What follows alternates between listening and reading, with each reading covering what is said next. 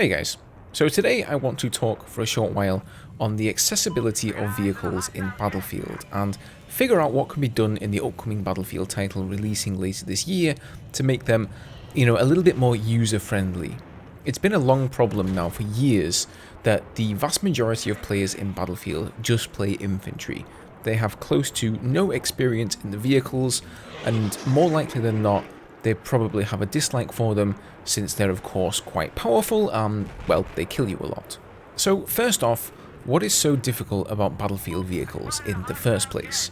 So if we take the helicopters and jets for example, if you've never played a Battlefield game before, piloting these vehicles without crashing them into the ground is easier said than done. I'm sure that we've all been there, and when I say we, I know that there are a bunch of fantastic Battlefield vehicle users watching this right now, and I'm sure you can all remember your first time jumping into a helicopter and promptly smashing it into the side of a skyscraper.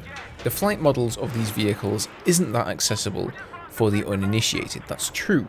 However, I don't think you could change these flight models or control schemes to make them easier without risking damaging the overall skill ceiling of these vehicles. And that skill ceiling is what has kept many players, including myself, playing titles like Battlefield 4 for all these years. So for me, that would be a grave error for DICE to mess with that. I think the old saying, easy to access, hard to master, should be DICE's mantra when it comes to vehicles. At the moment, vehicles in Battlefield 4 are downright hard to access, never mind master. Okay, just imagine this for a second. You've just bought Battlefield 4. You're excited to try out these awesome vehicles like the attack jet, so you sit patiently on the spawn screen waiting for its long 90-second timer to come to an end so that you can have your turn. Finally, the jet spawns, and because you've never flown before, you go for your first strafe on the ground target, you can't pull up in time, and you crash. Then your entire team proceeds to flame you for wasting one of their team's most powerful vehicles, saying things like, if you don't know how to fly, then just leave it to somebody else who does. That's not exactly a very fun or positive experience. After something like that, it's very likely that the player will simply spawn in as infantry and just decide, you know what, screw learning to fly that thing, I'm getting flamed in the chat for it, I'll have to wait ages for it to spawn again, I may as well just play infantry. And that's what they stick to, infantry. Because they never learn to fly the jets or the helicopters and whatnot, then they don't have the necessary tools in their arsenal to take down the enemy vehicles that are raining havoc upon them. All of these things are bad and just lead to players feeling frustrated by the vehicles because they can't use them and they get destroyed by them all the time. And this in time could lead to DICE nerfing them into the ground because that's what the majority want. So what can be done about this? Well, I think there are things that DICE could do to improve the accessibility while still keeping the overall skill ceiling relatively high. A lot of the underlying problems are that it's not easy to practice. Now, air superiority is a great game mode, which is what you've been watching me play here in the background so far. It allows you to practice your aiming, speed control, dogfighting, situational awareness, reading the air radar, you name it. You don't have to wait for a jet to spawn or fight for the jet with anyone else, and nobody is going to flame you in chat for crashing. So I really think air superiority is a fantastic place to practice and needs to return in Battlefield 6. And why not tank superiority, or armor superiority we can call it, like we saw in the Armored Kill DLC for BF3. I say the more the merrier. These slightly more casual arcadey type of game modes are a welcome attraction in my eyes, because after playing Rush or Conquest all day long, sometimes it's nice to simply relax and, play a game mode where you don't need to think about objective play quite as much. Hell, maybe they could even have an arcade system, much like they do in Overwatch. Now, something else that needs to return is a solid test range, at least one that's better than the test range from Battlefield 5. It was convoluted, difficult to navigate, and just downright inefficient and ineffective as a training area, at least for me. Battlefield 4's test range was much better, but it could still be improved upon. Now imagine if you could interact with an area of the test range for attack jet training, for example, where you could enter a dogfight with AI jets to practice your aiming, or an area to tank in where I don't know, you can practice shooting down helis with your main gun.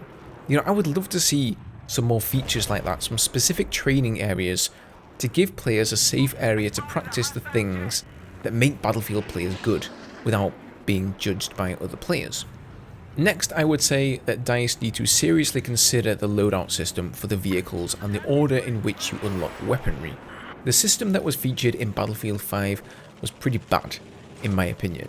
As a brand new pilot, you were going up against other pilots that had everything unlocked, like the supercharger so they could fly faster, the aerodynamic wings so they could turn tighter, and then they had the 4 HMGs unlocked so that they had twice as much DPS as you did at the start. On top of that, you don't have any effective rockets or bombs for taking out infantry, so really your only chance of scoring points to get those unlocks was against enemy planes, which is obviously easier said than done when they're rocking all of those fancy upgrades that I just mentioned. Not only that, but you had to unlock all of these things for every single plane in every single faction. Not a lot of fun.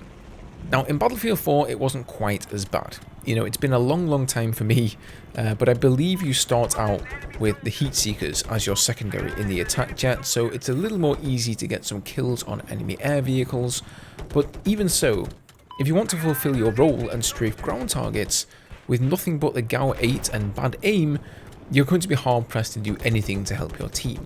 Now obviously it's hard for me to say exactly what DICE should do since I don't know what loadout options we're going to have in Battlefield 6, which vehicles, or even what loadout system will be in place. But I think players should have the weapons and means to fulfill that particular vehicle's role right from the start. So attack jets should have some sort of decent air-to-ground weapon like Hydra rockets, and whatever is unlocked later on should be candy. Some extra options just to sweeten the pot and diversify things a bit. Now, all that being said, whilst it is mainly up to DICE, I suppose, there are things that we can do as a community, guys, as well, and that is just being more well-mannered to players in general. You know, you have to understand that there are people wanting to learn to fly the attack heli, for example, and I know it's annoying when you and your friend are waiting on the spawn to fly and, you know, the guy who spawned just crashes the heli straight into the ground, but he has just as much right to spawn in it as anyone, right? And flaming these people and putting them down is just going to disencourage them from practicing vehicles at all.